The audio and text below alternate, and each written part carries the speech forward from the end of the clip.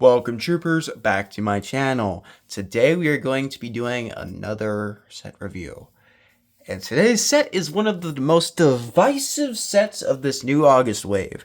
Now I will be reviewing it and explaining to you what my thoughts are on this set, but I want to actually review the set first of all.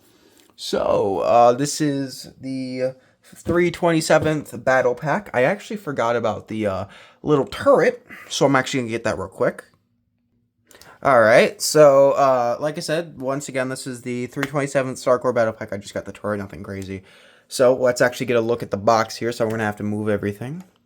There's quite a bit to move, although not enough.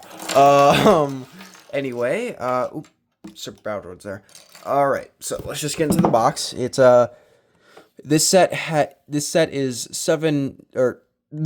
set number 75431. The 327th Star Corps Clone Trooper Battle Pack. That's a mouthful to say.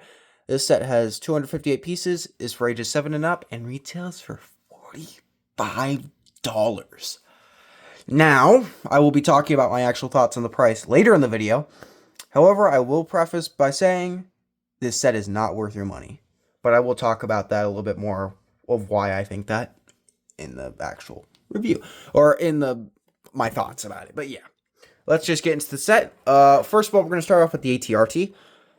So the ATRT is slightly smaller than our good old 501st one from the 501st Battle Pack, which I think is an improvement, because the ATRT is supposed to be small. Hey, guys, stop. Here, we're going to actually grab a figure anyway for this, because we do need a figure for the ATRT.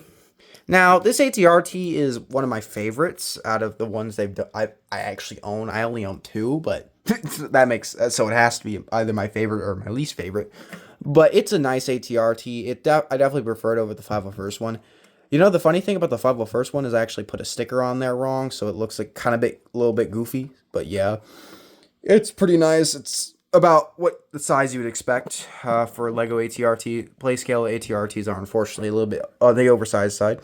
But yeah, you do have a turret that it looks better in this. It looks better than the 2020 501st ATRT, but not much better. But so yeah, got quite a bit of stickers on this one. There's 5 total on this, just this part of the ATRT. Luckily, there's no more stickers on the set in general. But yeah, extra detailing is pretty nice. Oh man, but it's about what you would expect for an ATRT. I'm not gonna go crazy about it, that's for sure. Anyway, that is it for that. So I guess we'll get into the Spider Droid.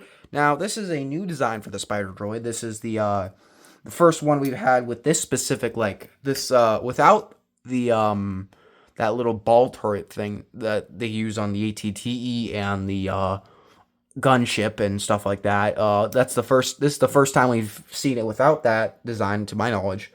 So, it's a pretty nice figure. It's better. It's probably the best one we've seen. It's the most accurate, for sure. It has the classic legs, although there's a little bit more joints in there, which is pretty good. We have the eyes, the cannon can go up and down. Oh, quite a bit, actually. Okay, I forgot it uses this piece. And then they also have the little antenna that you can make it spin around with. But nothing crazy going on. This isn't what you would expect from a Spider Droid, and I feel like they should have started making this a little while ago, because I'm pretty sure this piece has existed for quite a bit. But I actually have to check when this piece first released. Pretty nice figure, or pretty nice side build overall. So, the final side build is a turret. What do you expect from a turret? So I guess we're just going into the minifigures now. So our first minifigure here is the 327th Clone Trooper, or 327th Star Corps Clone Trooper, whatever you want to call it. This is specifically the one with the new helmet or rangefinder attachment. Now, you do get 3 of these in this set, which is pretty great for that. But it's not exactly worth an extra $50. But yeah, this is a nice piece overall. Definitely prefer it over the old rangefinder for pretty much every figure. A new pauldron does also exist, which is pretty cool. Nothing crazy going on there though. You also do have the helmet piece here, or the classic clone head, not classic clone head mold, but the new one. And yellow arms. You got nice printing. The pauldron thing is another stupid thing I'm going to go into with my thoughts. But yeah, there is a printed pauldron, unfortunately, on this figure. And pretty basic back printing.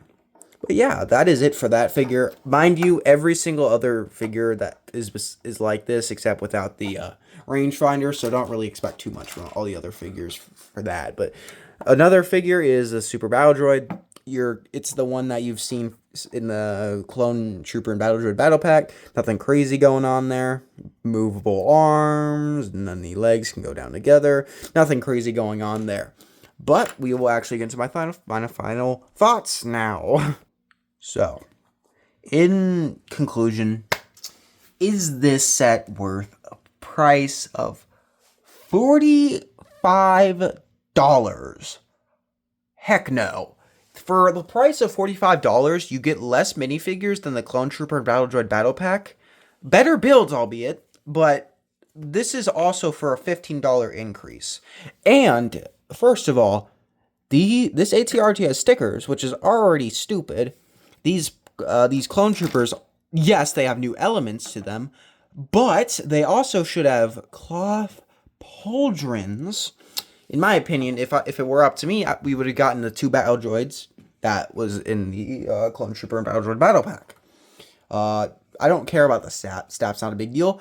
But one thing they should have included that not many people, I don't think, have been talking about are either Droidicas or a Crab Droid. Now, Crab Droid wouldn't be accurate to the scene technically. However, people have been wanting a Crab Droid for years, ever since the ATT came out with that stupid Spider Droid. People have been like, please, Lego, give us a Crab Droid. So this would have been a perfect opportunity to give us a Crab Droid in a set like this. And that's not without the Spider Droid. Spider Droid would have still come in this set if they included a Crab Droid. The Crab Droid would have been extra pieces that would apply to the set and more things to actually do with the set. To make because this clone versus Battle Droid force is kind of uneven. It's dependent on what you mean by uneven.